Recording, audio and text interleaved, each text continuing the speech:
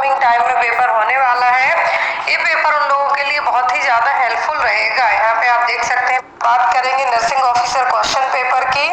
But before starting that paper मैं आपको बता दूं कि जो मेडिकल नर्सेज आप कर सकते हो डायरेक्ट भी ऑर्डर कर लिया, तो जिन्होंने तरफ से बहुत ही बस मुझे जो मेरा व्हाट्सएप कॉस्ट है जो अवेलेबल कर मोस्ट ऑफ दी है जो ऑफर का जो भी गिफ्ट है आपको भेज दिया। किसी भी एग्जाम के लिए तैयारी का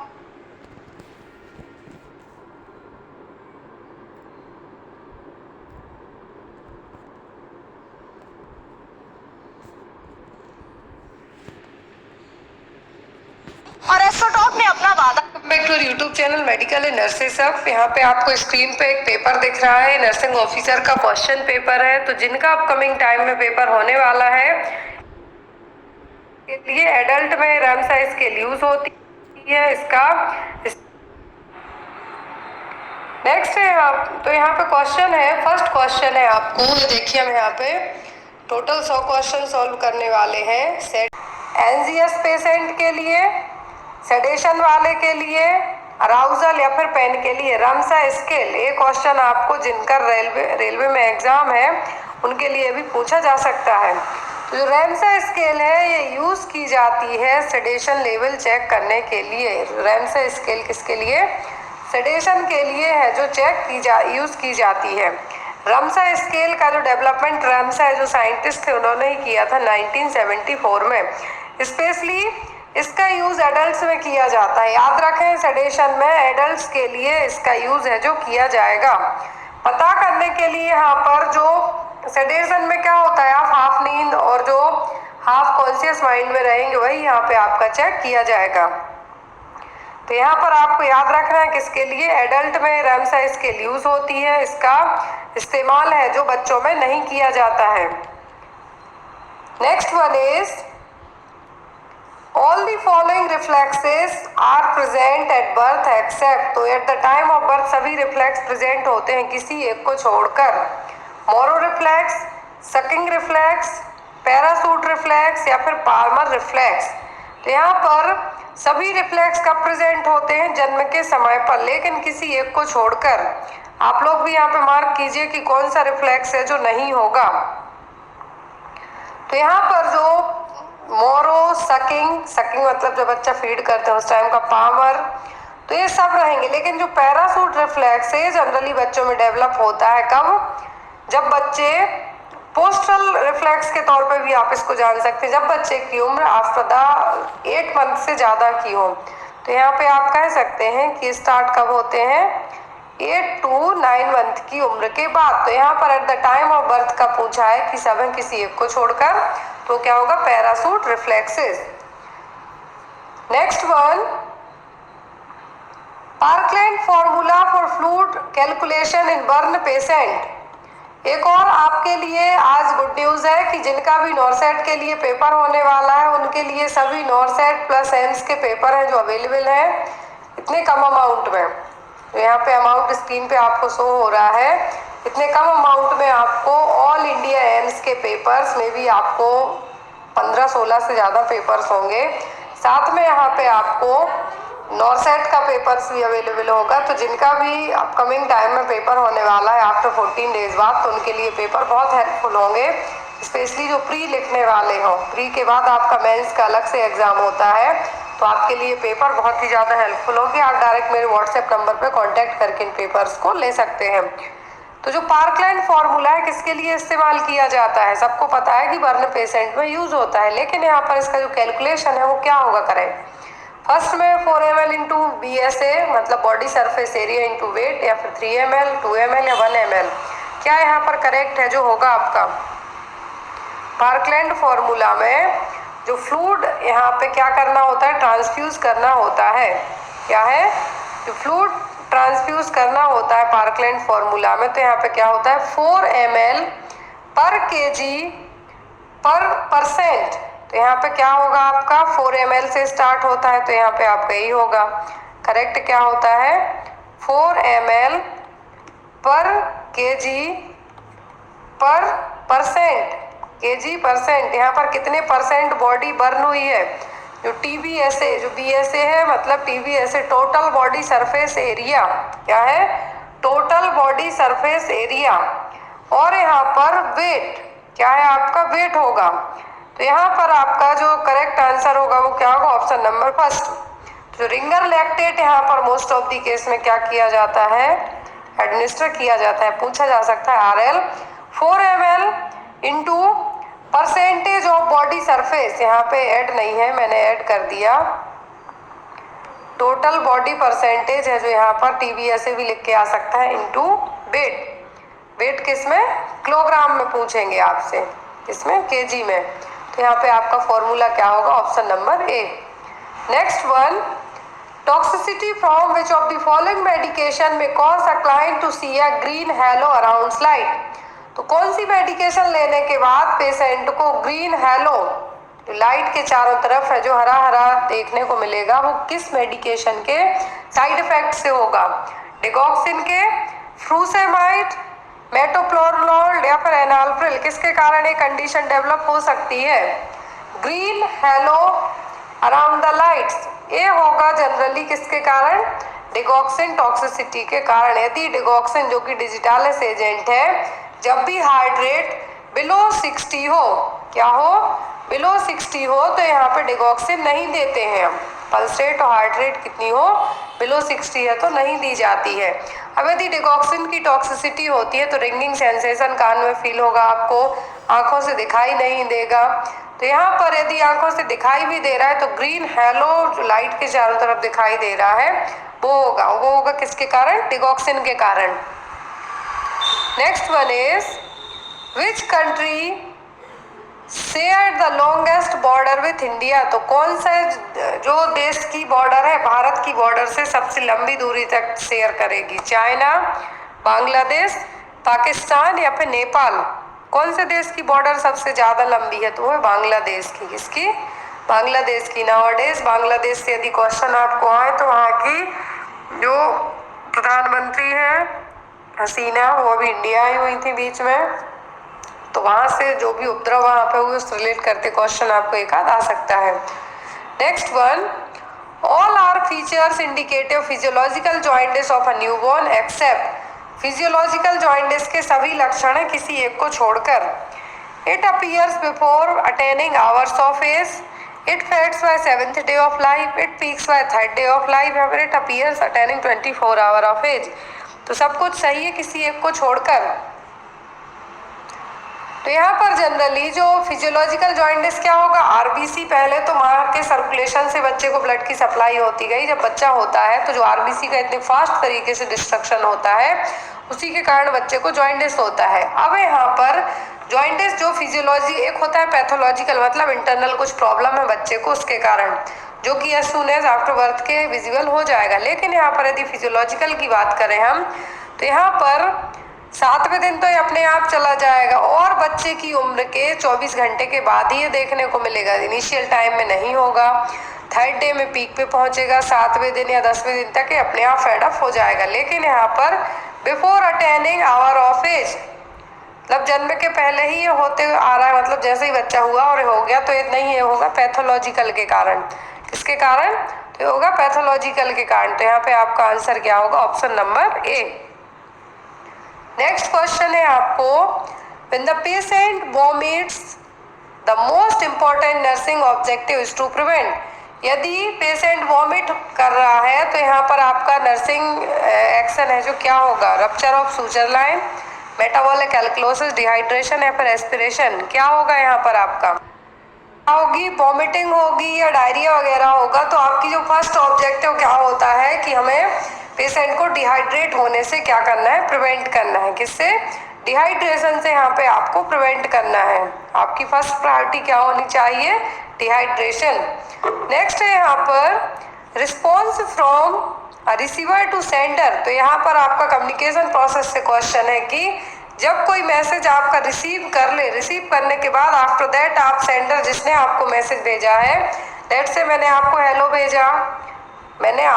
भेजा, आपने मुझे रिस्पॉन्ड किया, देन अगेन मैंने आपको कुछ जो कॉम्प्लीमेंट दिया है, थैंक यू बोला, तो वो क्या कहलाएगा आपका मैसेज, कॉन्टेक्स्ट, फीडबैक या फिर स्टिमुलस, क्या कहलाएगा, ये कहलाता है क्या, फीडबैक। क्या होगा, feedback. Next one, fluid overload of a patient causes, तो फ्लूइड ओवरलोड के कारण मरीज को क्या हो सकता है? Angioedema, pulmonary oedema, cerebral oedema या फिर एनासार्का। क्या डेवलप होने के चांसेस होंगे यदि फ्लूइड ओवरलोड हो जाए तब? क्या है? फ्लूइड ओवरलोड होता है तो यहाँ पर क्या होने के चांसेस हो सकते हैं? फ्लूइड ओवरलोड जिसको हम क्या कह सकते हैं?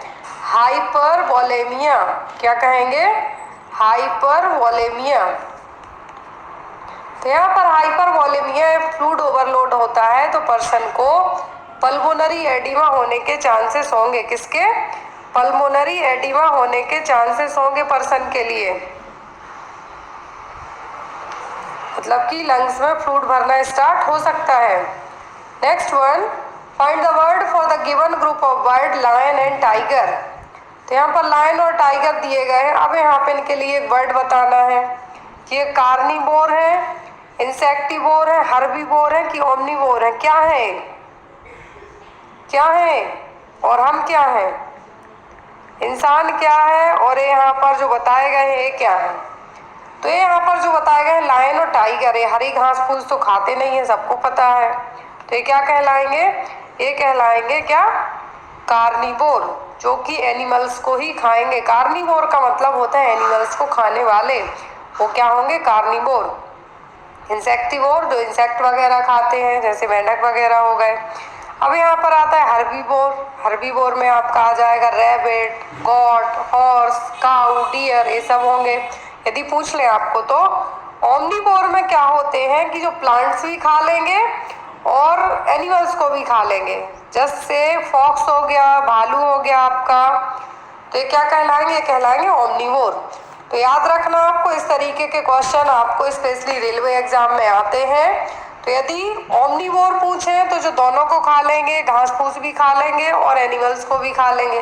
कार्निवोर पूछे तो ओनली एनिमल्स को खाएंगे जो मांस खाते हैं। अब यहाँ पर हर्बीवोर, हर्बीवोर मतलब कि जो हरी चीज़ों को बस खाते हैं। हर से याद रखना है ग्रीनरी, मतलब पत्ते, only vegetarian type. Next one is breast milk can be stored at room temperature for how many hour. ये क्वेश्चन भी बहुत आता है नर्सिंग में कि जो ब्रेस्ट मिल्क को यदि एक्सप्रेस करके रखा जाए तो कितने घंटे के लिए रूम टेम्परेचर पे स्टोर कर सकते हैं? 2, 4, 6 या फिर 8। तो यहाँ पर सिंपल सा आंसर है आपका 4 घंटे के लिए। बस कितना? Only for 4 our.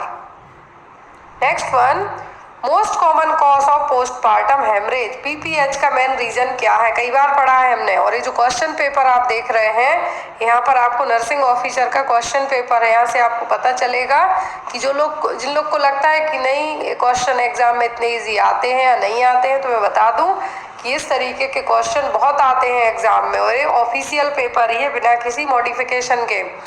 पीपीएच का main reason postpartum haemorrhage. Postpartum haemorrhage का मतलब होता क्या है कि आफ्टर डिलीवरी के बाद से लेके 500 ml, यदि नॉर्मल वेजाइन डिलीवरी है तो मोर देन 500 ml से ज़्यादा ब्लड लॉस हो जाए तो वो कंडीशन कहलाती है क्या? Postpartum haemorrhage. After placenta expulsion से लेके 6 वीक तक का जो ड्यूरेशन है तो क्या कहलाएगा? पोस्टपार्टम हेमरेज, यदि 500 ml से ज़्यादा ब्लड का लॉस हो गया। रिटेंड प्लेसेंटा का मतलब होता है कि प्लेसेंटा के कुछ बिट्स, कुछ पार्ट अंदर ही यूट्रस में रह गए हों। पुअर मैटरनल एफर्ट का मतलब है कि जो पुशिंग टाइम होता है वो माँ के अंदर उतनी क्षमता ना बची हो। अटोनिक यूट्रस का मतलब है कि जो कॉन्ट्रैक्शन आते जाएंगे यदि तो जो भी अंदर मटेरियल है वो बाहर आएगा, लेकिन यहाँ पर यूट्रस की जो टोन है वो खो जाए तो वो भी हो सकता है। Lack of skilled birth attendant, मतलब जहाँ पे आपकी डिलीवरी हो रही है वहाँ पे उतनी प्रॉपर सुविधाएं, या फिर हम ये कह सकते हैं कि जो अटेंडर है आपके प्रॉपर ट्रेंड नहीं है। लेकिन पीपीएच के लिए जो मेनली रिस्पॉन्सिबल रीजन होता है वो होती है टोनोसिटी ऑफ द यूट्रस, मतलब यूट्रस की जो मसल टोन है या तो वीक हो गई है, यूट्रस कॉन्ट्रैक्ट नहीं कर पा रही है। तब यहाँ पर दिया जाता है ड्रग ऑफ चॉइस के तौर पर ऑक्सीटोसिन। क्या दिया जाएगा? ऑक्सीटोसिन एडमिनिस्टर किया जाता है कि यूट्रस में भाई प्रॉपर से कॉन्ट्रैक्शन आओ, पीपीएच की कंडीशन को मैनेज किया जाए। तो यहाँ पर पीपीएच का मेन रीजन क्या होता है? Atonicity of the uterus. Next one is Which instruction is given to the patient while removing chest tube? यदि पेशेंट की चेस्ट ट्यूब रिमूव की जानी है तो क्या इंस्ट्रक्शन दिए जाएंगे?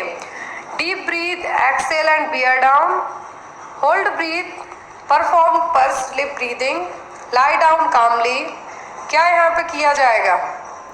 क्या यहाँ पे है जो किया जाएगा यदि मरीज की चेस्ट ट्यूब को क्या करना है, रिमूव किया जाना है तब।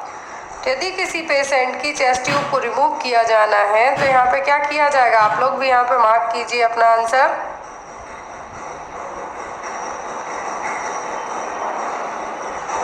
तो यहाँ पर यदि किसी पर्सन की चेस्ट ट्यूब क्या किया जाना है, रिमूव किया जाना है, तो यहाँ पर उसको क्या कहा जाएगा?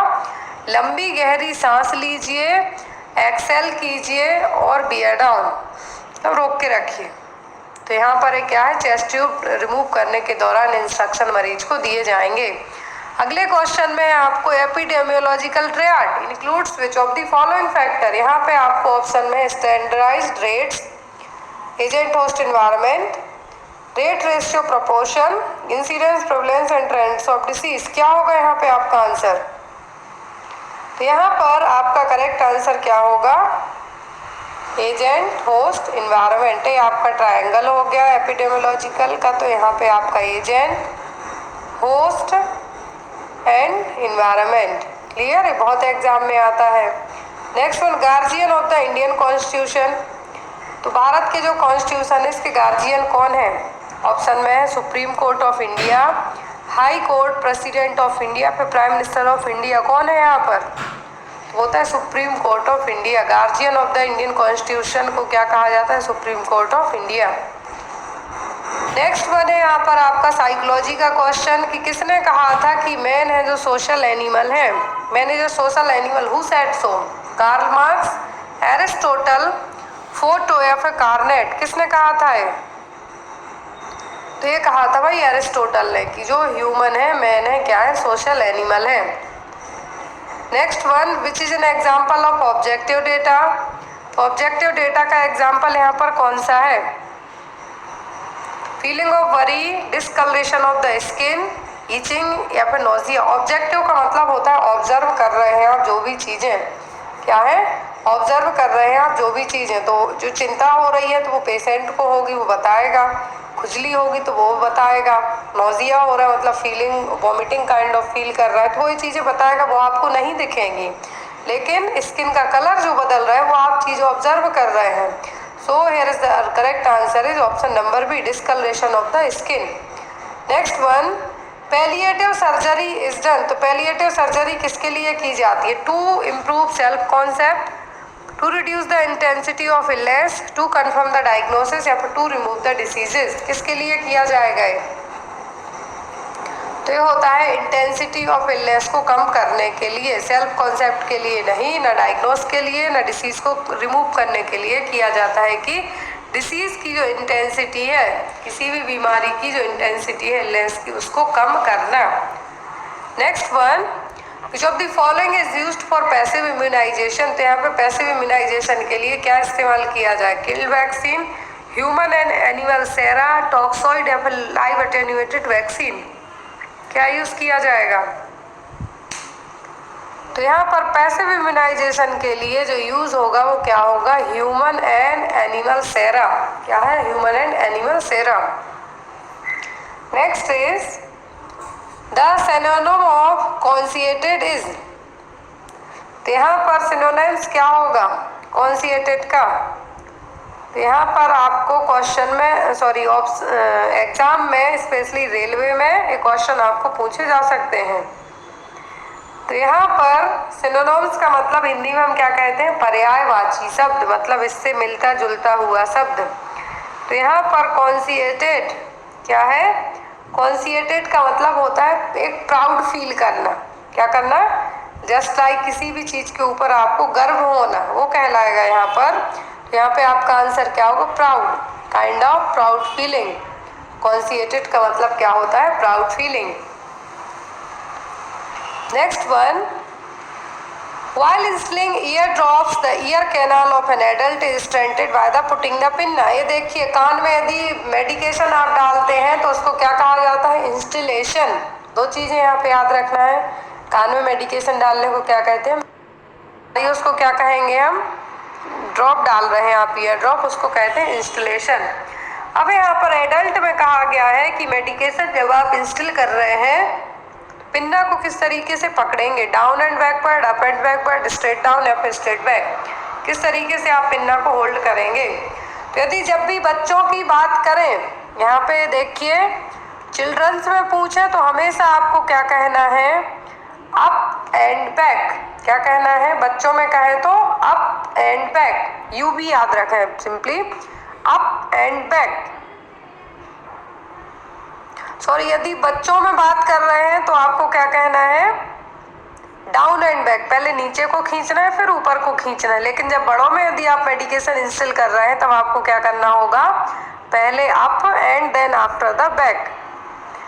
सॉरी फॉर दैट, आपका जो आंसर होगा वो होगा up and back for adult. यदि बच्चों में बात करें हम तो होगा डाउन एंड बैक। याद रखें, आपको ये चीज़ एग्जाम में आ सकती है। मैं यहाँ पे आपको फिर से एक बार क्लियर कर देती हूँ। इसका रीज़न क्या होता है कि जो बच्चों में ईयर डेवलपमेंट होता है वही यहाँ पर ईयर कैनाल उतना बनी तो पूरी प्रॉपर रहेगी, लेकिन जो डेवलपमेंट के कारण यहाँ पे इस तरीके से होल्ड किया जाता है। मोस्ट ऑफ दी 6 से 7 साल तक के बच्चों का यदि पूछे तो सेम यहाँ पे यूज़ करना है। बच्चों में पहले नीचे की तरफ पिन्ना खींचना है, देन आफ्टर पीछे की तरफ, लेकिन एडल्ट में पहले अप एंड देन बैक, क्योंकि इनमें ऑलरेडी डेवलपमेंट हो चुका होता है इसलिए। नेक्स्ट वन है, do no harm is which ethical principle. तो यहाँ पर एक कौन सा एथिकल प्रिंसिपल है जिसमें किसी को हार्म नहीं पहुँचाना है, वेरासिटी, बेनिफिशियंस, नॉन मालफिशियंस या फिर जस्टिस, क्या कहलाएगा। डू नो हार्म मतलब ये होता है नॉन मालफिशियंस, किसी को नुकसान पहुंचा रहे हैं तो वो मालफिशियंस, और यदि किसी को नहीं पहुंचा रहे हैं तो क्या होगा, non maleficence. Next one, is an elevation of skin filled with fluid and is less than 1 centimetre in diameter। तो यहाँ पर यहाँ आपको टर्म बताना है कि वो क्या कहलाएगा कि स्किन के अंदर फ्लूइड फिल्ड होगा, वो लेस देन 1 सेंटीमीटर डायमीटर का होगा और स्किन उठी उठी दिखेगी। वो क्या है, हील, वेसिकल, पेप्यूल या फिर मैक्यूल, क्या कहलाएगा। तो ये कहलाता है, बहुत ही सिंपल है, क्या है, वेसिकल। क्या होगा, वेसिकल। यहाँ पर 2 और ऑप्शन है, क्या है, पेप्यूल एंड मैक्यूल। क्या है, papule, papule and macule. Papule में होता क्या है कि स्मॉल होंगे, बम्प होगा स्किन पर, लेकिन इनमें है जो फ्लूइड वगैरह है जो उतना नहीं होगा, ये सॉलिड होते हैं। कैसे होंगे, सॉलिड होने के चांसेस ज़्यादा होते हैं। और यहाँ पर जो एक और टर्म है, तो पेप्यूल कैसे होते हैं, सॉलिड होते हैं, उनमें फ्लूइड नहीं होगा। और यदि वेसिकल की बात करें हम तो इसमें क्या होगा, फ्लूइड होगा। मैक्यूल का मतलब होता है स्किन का डिस्कलरेशन। क्या होगा, स्किन का डिस्कलरेशन होना। याद रखें, पेप्यूल में सॉलिड स्किन बम्प होगा, मैक्यूल में स्किन का डिस्कलरेशन देखने को मिलेगा, कलर चेंज होगा स्किन का। Clear. Next one, all of the following are vitamin deficiency in children except. तो बच्चों में सभी विटामिन की कमी के कारण होने वाली समस्याएं हैं, किसी एक को छोड़कर रिकेट्स या फिर विटामिन डी की कमी से होगा, सिंपल ग्वाइटर, मेगालोब्लास्टिक एनीमिया या फिर वाइट हॉट स्पॉट। कौन सा है जो विटामिन की डेफिशिएंसी के कारण नहीं होगा बच्चों में, rickets, simple goitre, megaloblastic anaemia या फिर वाइट हॉट स्पॉट, क्या नहीं होगा। तो रिकेट्स विटामिन डी से होगा, वाइट हॉट स्पॉट होगा एक ही कमी से। यहाँ पर मेगालोब्लास्टिक एनीमिया बच्चों में रेयरली है जो मेगालोब्लास्टिक एनीमिया देखने को मिलता है। क्या है, मेगालोब्लास्टिक एनीमिया देखने को मिलता है। और रेड ब्लड सेल का एक तरीके का डिफेक्ट भी है। क्या है, रेड ब्लड सेल का एक डिफेक्ट भी है। लेकिन यहाँ पर विटामिन डेफिशिएंसी का पूछा है कि कौन सी नहीं है, तो होगा ग्वाइटर। मेगालोब्लास्टिक एनीमिया कभी कभी B12 की कमी के कारण हो जाता है, B12 की कमी से, लेकिन सिंपल ग्वाइटर है जो आयोडीन की डेफिशिएंसी से होगा, तो विटामिन में कंसीडर आपकी नहीं होगी। Next one, find the greatest number that will divide 43, 91 and 183 so as to leave the same remainder in each case. इसका आंसर आप लोग खुद कमेंट बॉक्स में बताइए 25 का। अगले क्वेश्चन में आपको WHO ORS packet content the following except. जो ORS है उसमें सब कुछ है, किसी एक को छोड़कर। सोडियम क्लोराइड मतलब यहाँ पर NaCl, potassium chloride that means KCl, sodium nitrate या फिर सोडियम बाइकार्बोनेट क्या है जो नहीं होगा? तो होगा यहाँ पर आपका NaCl होगा, KCl होगा, सोडियम सिट्रेट होगा, लेकिन सोडियम बाइकार्बोनेट यहाँ पे नहीं होगा। WHO का जो ORS एसिड है इसमें KCl है, जो सोडियम बाइकार्बोनेट नहीं होगा। Next one, a client's condition is becoming stabilized after an episode of substance induced delirium. During the initial recovery period, the nurse should assess the client for which psychosocial health problem. Client की condition के बारे में बात की जा रही है कि उसको क्या हो रहा है? Substance induced delirium. क्या है? सब्सटेंस इंड्यूस्ड डेलीरियम है। तो during the initial recovery period मतलब जो इनिशियल टाइम है रिकवरी का, तो यहाँ पर एज ए नर्स आपको किस प्रॉब्लम के लिए आपको उसको चेक करना है? फ्लैशबैक के लिए, डिप्रेशन के लिए, नाइटमेयर या डिसोसिएशन के लिए? किस चीज़ के लिए एज अ नर्स है जो आप चेक करेंगे? यदि किसी पर्सन को सब्सटेंस इंड्यूस्ड डेलीरियम हुआ है, मतलब कि यहाँ पर कुछ या तो ड्रग्स वगैरह लिया है या कुछ और लिया है, तो उसके कारण उसको क्या हुआ था? डेलीरियम की कंडीशन डेवलप हुई थी। अब यहाँ पर लेकिन रिकवरी पीरियड में तो एज अ नर्स आप उसमें डिप्रेशन के साइन को चेक करेंगे, फ्लैशबैक को नहीं। यहाँ पे आपकी जो सबसे ज़्यादा हम ये कह सकते हैं कि सबसे ज़्यादा रिस्की सिचुएशन होगी इस पेशेंट में, वो होगी डिप्रेशन के लिए। तो आप किसको चेक करेंगे? डिप्रेशन के लिए। Next one is a 56-year-old client with heart failure is allergic to sulfa-based medication. Which type of diuretic should be avoided? तो यदि किसी पेशेंट को हार्ट फेलियर की कंडीशन डेवलप हुई थी तो अब उसको एलर्जी है सल्फा बेस्ड मेडिकेशन के लिए। किसके लिए? सल्फा बेस्ड मेडिकेशन के लिए। तो यहाँ पर कौन सी मेडिकेशन है जो सल्फा बेस्ड मेडिकेशन जो पेशेंट को हम नहीं देंगे? Osmotic diuretic. क्या है? ऑस्मोटिक डायरेटिक या फिर thiazide and thiazide like diuretic. क्या है? थियाजाइड लाइक डायरेटिक या फिर पोटेशियम स्पेरिंग डायरेटिक्स या फिर लूप डायरेटिक्स। तो यहाँ पर जो थियाजाइड डायरेटिक्स है, क्या है? थियाजाइड डायरेटिक्स जो मेडिकेशन है इनको यहाँ पर नहीं दिया जाएगा, इनको अवॉइड करने के लिए कहा जाएगा। क्या है? जो थियाजाइड डायरेटिक्स मेडिकेशन है इनको यहाँ पे अवॉइड करने के लिए कहा जाएगा। Next one is Brydon scale is used for assessing the risk of. तो ब्रेडन स्केल का सबको पता है किसके लिए यूज होती है? होती है डेक्यूबिटस अल्सर के लिए। किसके लिए? डेक्यूबिटस अल्सर के लिए यहाँ पे, या फिर बेड सोर्स के लिए इनका इस्तेमाल, या प्रेशर सोर के लिए कितनी इंटेंसिटी से क्या हो रहा है उसके लिए यूज की जाती हैं। Next one, I brought orange gap 15 per a dozen. तो यहाँ पे क्या आएगा? 4/2। क्या यहाँ पे आप यूज करेंगे? तो होगा यहाँ पर आपका फॉर। क्या होगा? Four. I what orange for 15 per a dozen.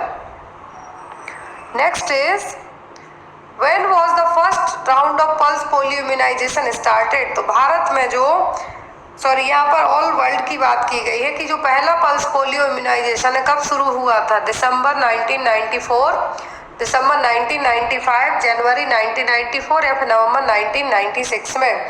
कब यहाँ पर ये स्टार्ट हुआ था पहली बार? तो ये हुआ था दिसंबर 1995 में। फर्स्ट राउंड है जो पल्स पोलियो का स्टार्ट किया गया था।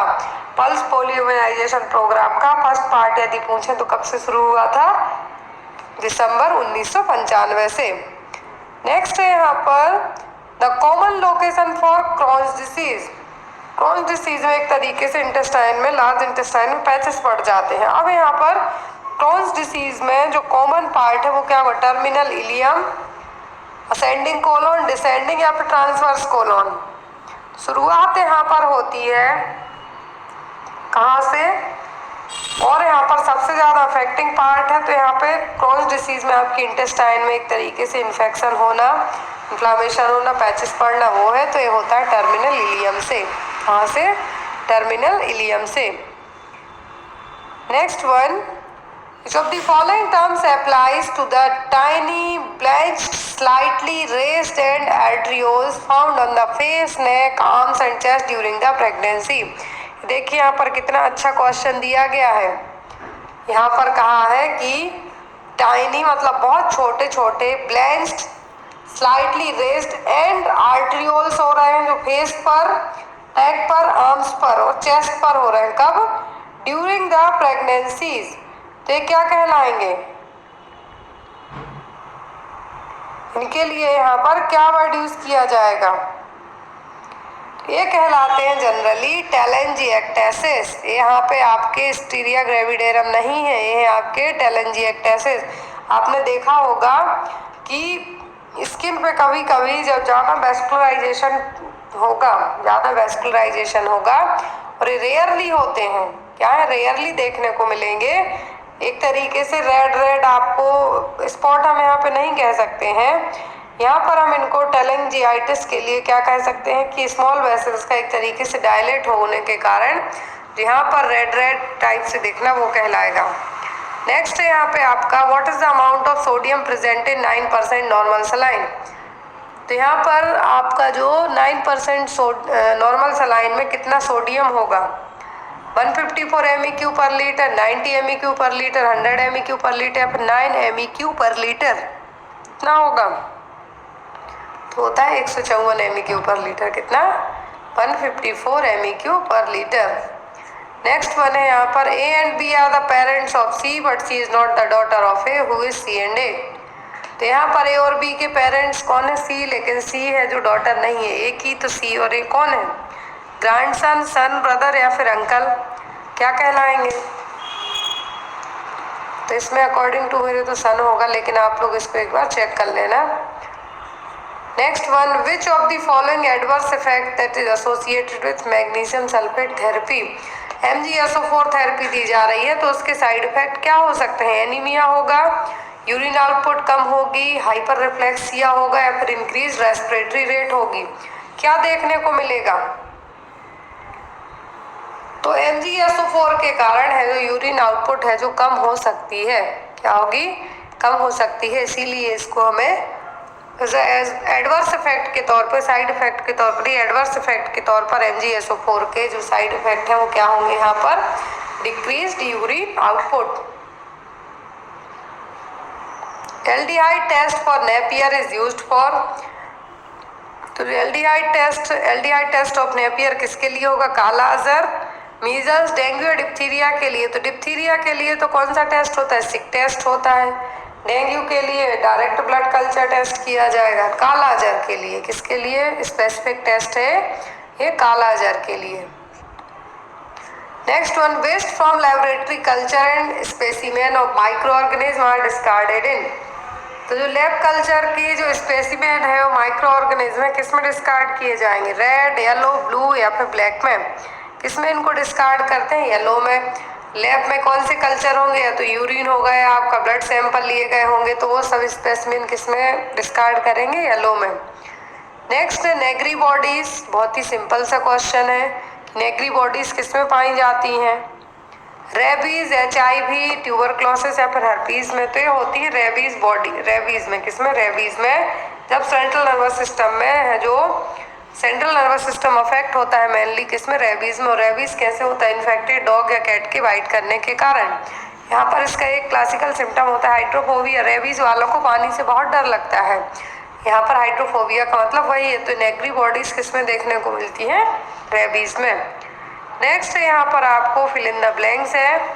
ही is blank to blank any kind of work with due sincerity. अब जिनकी इंग्लिश बहुत अच्छी होगी तो उनको तो कोई दिक्कत नहीं है। He is determined to undertake any kind of work with due sincerity। According to मेरे तो इसका आंसर यही होना चाहिए, डिटरमाइंड और अंडरटेक। क्या होगा? डिटरमाइंड और undertake. Next one, what supplemental medication is most frequently ordered in conjunction with frusemide. तो लेजिक्स के साथ में कौन सी मेडिकेशन दी जाती है? क्लोराइड, डिगॉक्सिन, पोटेशियम या फिर सोडियम? कौन सी मेडिकेशन दी जाती है, तो वो होगी यहाँ पर पोटेशियम। क्या है आपका? पोटेशियम।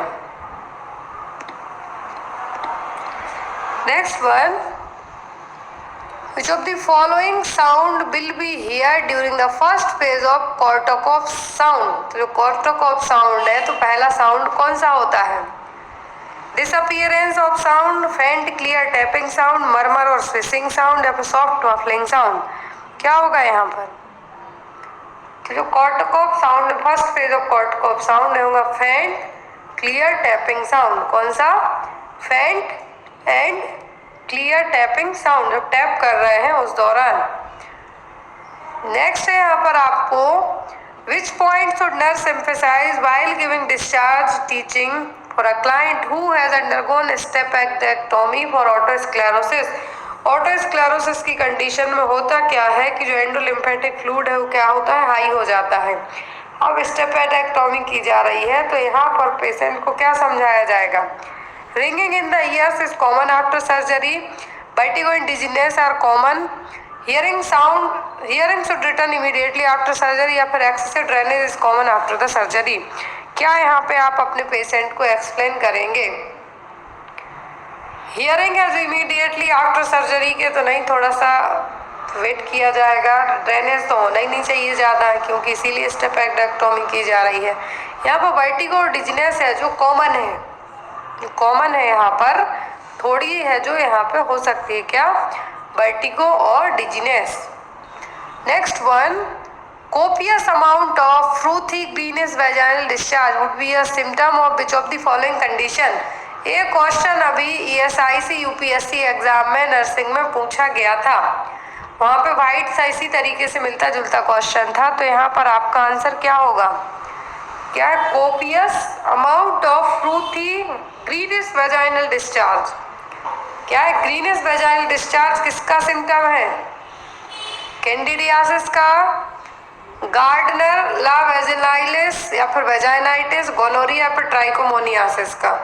तो ग्रीनिश हो रहा है तो ये ट्राइकोमोनियासिस का। किसका? ग्रीनिश वेजाइनल डिस्चार्ज हो रहा है तो ये ट्राइकोमोनियासिस का। क्लियर? ये जो यहाँ पे दिए कैंडिडा तो फंगल इन्फेक्शन है।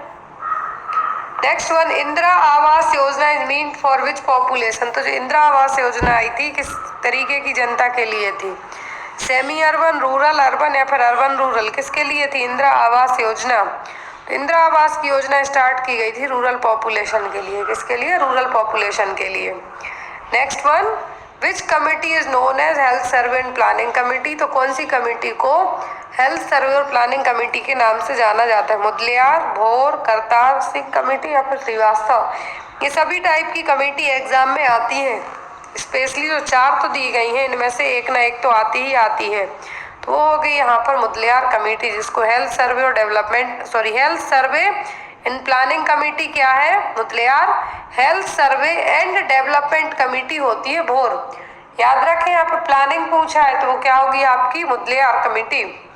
Next one, the most useful abstracting index of nursing literature? Nursing literature का मोस्ट यूजफुल एब्स्ट्रैक्ट क्या है? CINAHL index. क्या है? सिन्हाल इंडेक्स एग्जाम में बहुत आता है। यहाँ पे आपको इसका या तो फुल फॉर्म पूछा जाता है, क्या है?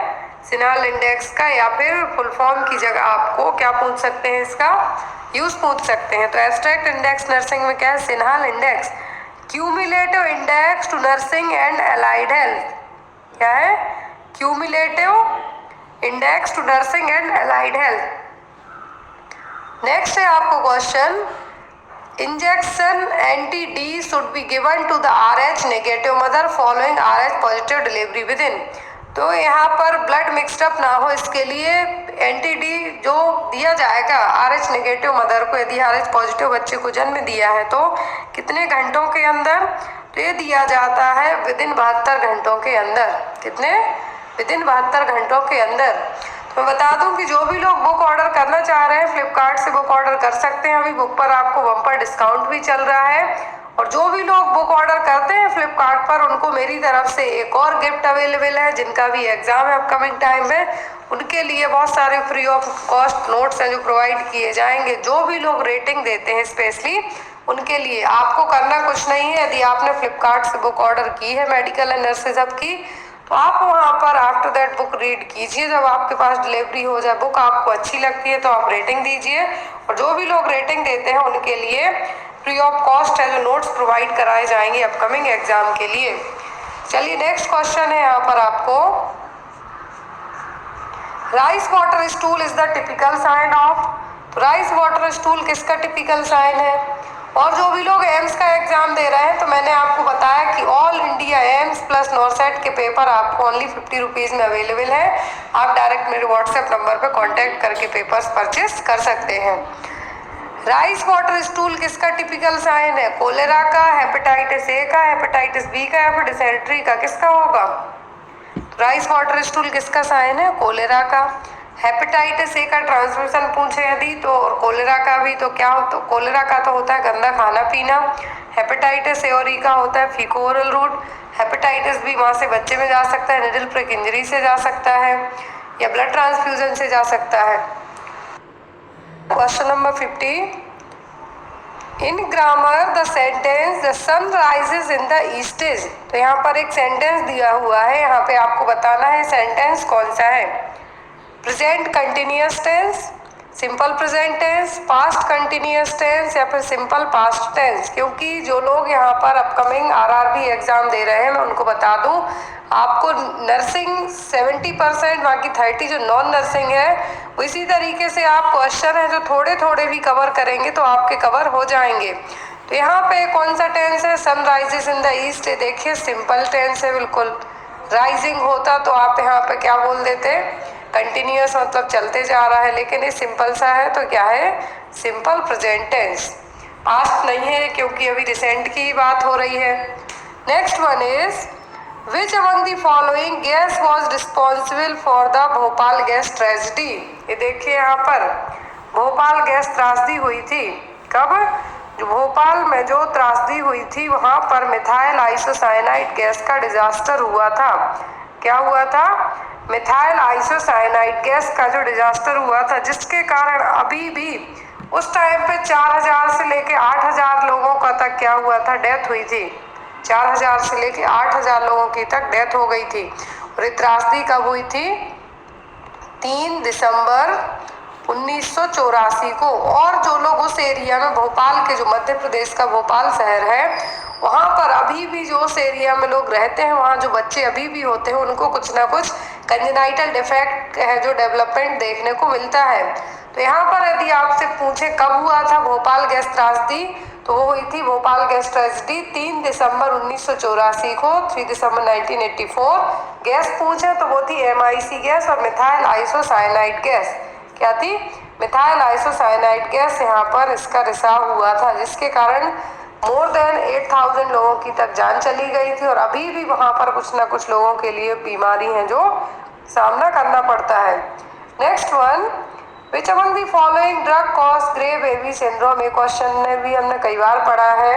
तो यहाँ पर एक कौन सी कैटेगरी की ड्रग है जिसके कारण बच्चे का कलर ग्रे टाइप का हो जाएगा? पेनिसिलिन, अमीनोग्लाइकोसाइड, सल्फोनामाइड या फिर क्लोरेम्फेनिकोल? बहुत इजी सा क्वेश्चन है। तो यहाँ पर ग्रे बेबी सिंड्रोम होने का रीजन क्या होता है? क्लोरेम्फेनिकोल। क्या है? क्लोरेम्फेनिकोल। ये एक एंटीबायोटिक कैटेगरी की ड्रग है। क्या है? एंटीबायोटिक कैटेगरी की ड्रग है। और इसका जो रीजन होता है कि क्लोरेम्फेनिकोल यदि लंबे टाइम तक एडमिनिस्टर की जा रही है या फिर एज एडवर्स रिएक्शन यदि क्लोरेम्फेनिकोल का हो जाए तब बच्चे को हीमोडायनामिक कोलैप्स के साथ साथ बच्चे का जो कलर है बॉडी का, जैसे राख होती है, राख सब लोग आई होप जानते होंगे, ऐसे जिसको बोलते हैं हम, उस कलर का बच्चे का है जो स्किन का कलर होने लगता है न्यूनेट्स का। इसी के लिए कहा जाता है क्या? Grey baby syndrome. यदि ब्लड में क्लोरेम्फेनिकोल का लेवल ज़्यादा हो जाए तब एक कंडीशन बच्चे को डेवलप होगी जिसको कहा जाता है क्या? Grey baby syndrome. अगला क्वेश्चन है यहाँ पर, the commonest leukaemia among children is. बच्चों में होने वाला कॉमन ल्यूकेमिया कौन सा है? Leukaemia that means blood cancer, तो बच्चों की बात की जा रही है तो कौन सा होगा? एक्यूट लिम्फोसाइटिक, एक्यूट माइलोजीनियस, क्रॉनिक माइलोजीनियस और क्रॉनिक लिम्फोसाइटिक। कौन सा है जो बच्चों में होने वाला सबसे कॉमन ल्यूकेमिया है? तो वो होता है एक्यूट लिम्फोसाइटिक ल्यूकेमिया। क्या है? Acute lymphocytic leukaemia. लिम्फोसाइट का मतलब क्या होगा? White blood cells. क्या होगा? White blood cell. एरिथ्रोसाइट्स बोले that means red blood corpuscles और रेड ब्लड सेल्स। थ्रोम्बोसाइट पूछे, थ्रोम्बो मतलब थ्रोम्बस, क्लॉट, और वो क्या होंगी? Platelets. Next one is haemophilia B is caused by the deficiency of which factor? Haemophilia B clotting factor की deficiency के कारण होने वाली कंजेनाइटल समस्या है। किसी को ऐसा नहीं कि 10 साल 20 साल के हो जाता, वो ऐसा नहीं होता है। कंजेनाइटल ब्लड क्लॉटिंग की डेफिशिएंसी के कारण होने वाली समस्या है। अब यहाँ पर आपको पूछा है कि हीमोफीलिया बी के लिए रिस्पॉन्सिबल क्या है? जनरली 8 और 9 फैक्टर यहाँ पर रिस्पॉन्सिबल होते हैं, लेकिन हीमोफीलिया बी की बात करें तब होगा फैक्टर नंबर 9। ये होगा रिस्पॉन्सिबल ए के लिए, इसके लिए ए के लिए। If a blood pressure recording is 120/80 mm of Hg then the pulse pressure value। तो यहाँ पर पल्स प्रेशर कैसे कैलकुलेट करेंगे? जब बीपी यहाँ पे नॉर्मल बताया गया है, क्या है? बीपी नॉर्मल है, तो पल्स प्रेशर कैसे कैलकुलेट करेंगे? पल्स प्रेशर कैलकुलेट करने का एक फॉर्मूला होता है, जो अपर रीडिंग होती है उसमें से लोअर रीडिंग को माइनस कर देना। क्या है? अपर रीडिंग में से लोअर रीडिंग को माइनस करना, मतलब कि difference between the systolic and diastolic pressure. Systolic मतलब कि अपर रीडिंग और 120 माइनस डायस्टोलिक मतलब कि 80, जो पल्स प्रेशर निकल के आएगा वो कितना निकलेगा? 40। अब इस तरीके से आपको बीपी की रेंज कुछ भी दी जा सकती है या फिर डिफरेंटली दे देंगे कि सिस्टोलिक ए है, डायस्टोलिक ए है। आपको फॉर्मूला एक ही लगाना है, systolic BP minus diastolic BP equal to pulse pressure. Next is he showed much affection me when I met him recently. अब यहाँ पे फिर से आपको फिल इन द ब्लैंक है, तो यहाँ पर क्या आएगा? फॉर, टू, विथ या फिर टूवर्ड्स, क्या आपका आंसर होगा? तो यहाँ पर सिंपल सा ही है, he showed much affection to me when I met him directly. Next one, rescuer should complete how many cycle of chest compression breathing in 2 minute? Rescuer को कितनी साइकिल कंप्लीट करनी है 2 मिनट में? 3, 4, 5 या फिर 6? कितनी करेगा? कितनी साइकिल है जो कंप्लीट करनी है? तो वो होंगी टोटल यहाँ पर 5।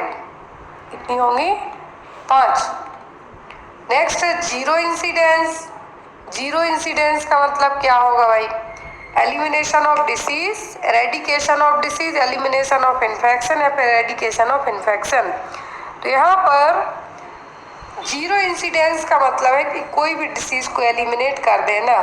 क्या है? एलिमिनेट कर देना। और एलिमिनेशन ऑफ द डिसीज क्या होगा? Elimination of the disease. Eradication का मतलब तो है कि 2-3 साल होगा एक भी केस नहीं आया तब एरेडिकेट कहेंगे हम। एलिमिनेशन का मतलब है कि उस टाइम पे प्रेजेंट में कोई भी केसेस नहीं आए हैं। Next one, the most appropriate initial goal for a client diagnosed with bulimia is a. Bulimia क्या है? Eating disorder. Most appropriate initial goal क्या होगा यदि आपके पेशेंट को वुल्मिया डायग्नोस हुआ है तब? Control eating impulses, eat only 3 meals a day, identify anxiety causing situation या फिर avoid shopping for large amount of food.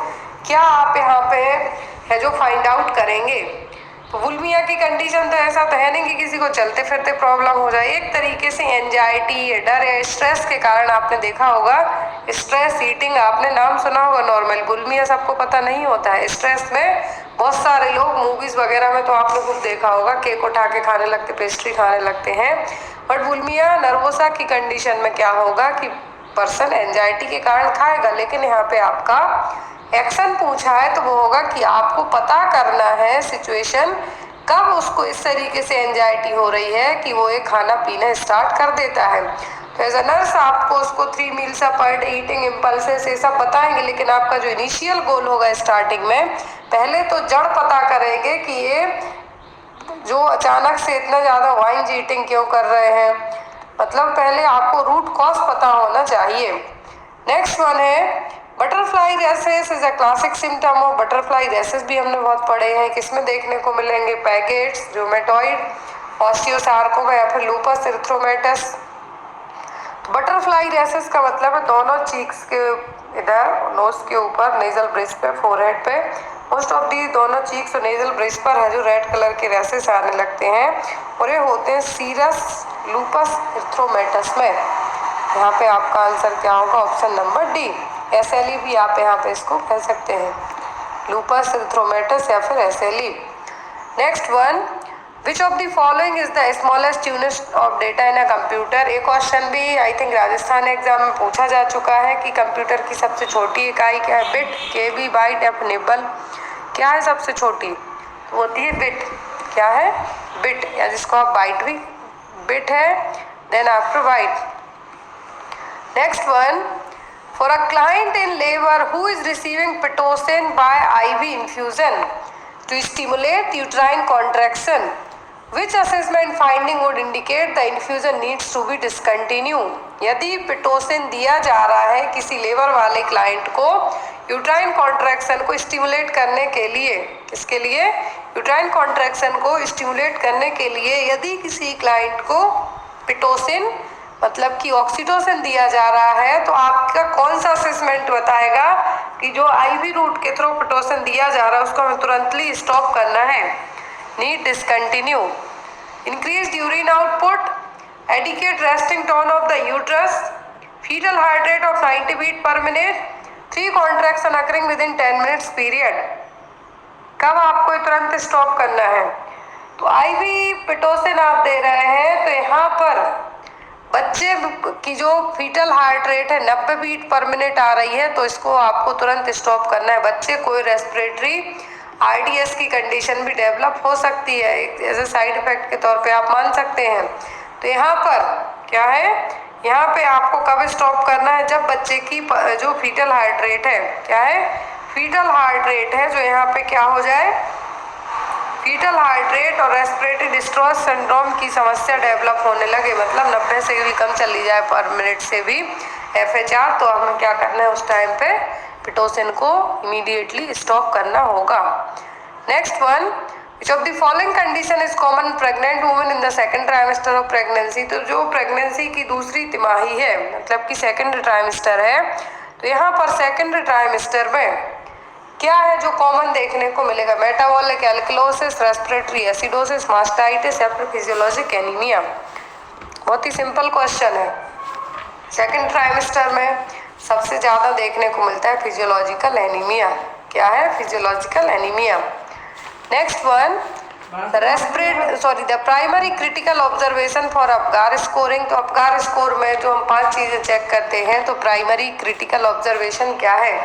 Respiratory rate, heart rate, presence of meconium या फिर एवोल्यूशन ऑफ मोरो रिफ्लेक्स। क्या होगा? First यहाँ पे आपकी priority होगी हार्ट रेट। क्या होगी? Heart rate. Next one, a unit of mother with diabetic is at risk for what complication. ये देखिए भी हम बहुत पढ़ते हैं। यदि माँ डायबिटिक है तो जो बच्चा है उसको क्या कॉम्प्लिकेशन हो सकते हैं? एनीमिया होगा, नाइट्रोजन लॉस होगा, हाइपोग्लाइसीमिया होगा या फिर थ्रोम्बोसिस होगा। तो यदि माँ डायबिटिक है तो जो अपकमिंग न्यूबॉर्न या न्यूनेट है उसको हाइपोग्लाइसीमिया होने का रिस्क सबसे ज़्यादा होगा, या फिर लार्ज साइज का बच्चा हो सकता है, मैक्रोसोमिक बेबी हो सकता है। Next one, government has set up a court inquiry in assertion the fact. इसमें भी आपको पूरा सेंटेंस कंप्लीट करना है। फॉर ऑफ अबाउट ऑन क्या आएगा यहाँ पे आपका? तो यहाँ पे आपका आएगा of. Government has set up a court of inquiry to assertion the facts. Next आपको ड्रग कैलकुलेट करना है। मैं आप पे है जो क्वेश्चन को छोड़ती हूँ, क्वेश्चन नंबर 67, क्योंकि यदि मैं यहाँ पे आपको डायरेक्ट आंसर तो बता देती हूँ लेकिन आपको समझ में नहीं आएगा। तो यहाँ पे क्वेश्चन समझा देती हूँ कि कंटिन्यूस आईवी इन्फ्यूजन के थ्रू 20 यूनिट पर आवर के हिसाब से देना है क्या? इंसुलिन। अब यहाँ पर सॉल्यूशन है 250 ml लेने से 100 यूनिट ऑफ रेगुलर इंसुलिन है। तो यहाँ पर इन्फ्यूजन पंप के थ्रू कितना ml कितने घंटे में डिलीवर होगा? सॉरी कितने ml पर आवर के हिसाब से डिलीवर होगा। तो यहाँ पे मैं बता दूं कि आपका इन दो में से आंसर होगा 45 और 50 में से। क्या है 45 और 50 में से। Next one, immediately after being sexually assaulted a patient in emergency department appears calm and control this behaviour indicate which defence mechanism. यदि कोई सेक्सुअली असॉल्टेड पर्सन आपके ईआर डिपार्टमेंट में आता है, इमरजेंसी डिपार्टमेंट में आता है, तो वो काम है वो कंट्रोल्ड है। तो किस तरीके की डिफेंस मैकेनिज्म है? प्रोजेक्शन, इंटेलेक्चुअलाइजेशन, रेशनलाइजेशन या फिर डिनाइल। देखिए यहाँ पर क्वेश्चन है कि पर्सन सेक्सुअली असॉल्टेड है। अब यहाँ पर यदि वो ईआर डिपार्टमेंट लाया जाता है तो कूल एंड काम है, मतलब ऐसा होना तो नहीं चाहिए, लेकिन जब वो इस तरीके से शो कर रहा है वो डिनाई कर रहा है। डिनाई करना मतलब कि वो उस चीज़ को मान ही नहीं रहा है कि उसके साथ ऐसा कुछ हुआ है। Next one, multiple P waves and less number of QRS complex with complete dissociation of P waves to QRS complex on ECG. तो जो लोग नॉर्सेट का पेपर दे रहे हो उनको ईसीजी स्ट्रिप्स बना के भी क्वेश्चन एग्जाम में आते हैं। जो ईसीजी स्ट्रिप्स से आपको क्वेश्चन एग्जाम में ये आएंगे कि किस तरीके की ईसीजी यहाँ पर शो हो रही है। तो यहाँ पर जो क्वेश्चन में पूछा गया है वो पूछा है 3rd डिग्री हार्ट ब्लॉक का। किसका? यदि 3rd डिग्री हार्ट ब्लॉक है उसके लिए यहाँ पे पूछा गया है। Next one, a male client is admitted to the substance abuse unit for alcohol detoxification. Which of the following medication is nursing officer most likely to administer reduce the symptom of alcohol withdrawal? यदि आपके यहाँ पे कोई mail client admit किया गया है alcohol detoxification के लिए, अब यहाँ पर उसमें विड्रावल सिम्टम हो रहे हैं। विड्रावल का मतलब आप जो चीज़ खाते पीते हैं उसको सडनली स्टॉप करवा दिया जाए, वही अल्कोहल वाले के साथ होगा। उसकी दारू है जो सडनली स्टॉप कर दी जाए। तो यहाँ पर उन विड्रावल सिम्टम को ट्रीट करने के लिए क्या देंगे आप? हेलोपेरिडोल, MgSO4, क्लोरडाइजेपॉक्साइड या फिर नैलोक्सोन। कौन सी मेडिकेशन यहाँ पे आप देंगे? यहाँ पे आपने डाइसल्फाम पढ़ी है कि अल्कोहल डिटेरेंट के तौर पे यूज़ की जाती है। अब यहाँ पर सबको पता है कि जब सडनली किसी की भी शराब छुड़वा दो तो उसका शरीर है जो क्या करेगा? साइड इफेक्ट शो करेगा। वो साइड इफेक्ट कहलाते हैं क्या? Withdrawal symptom.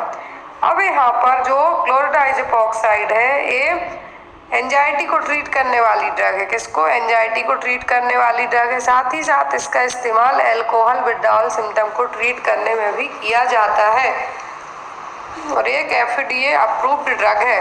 तो यहाँ पे आंसर होगा आपका क्लोरडाइजेपॉक्साइड। क्या है? क्लोरडाइजेपॉक्साइड। अभी हाल फिलहाल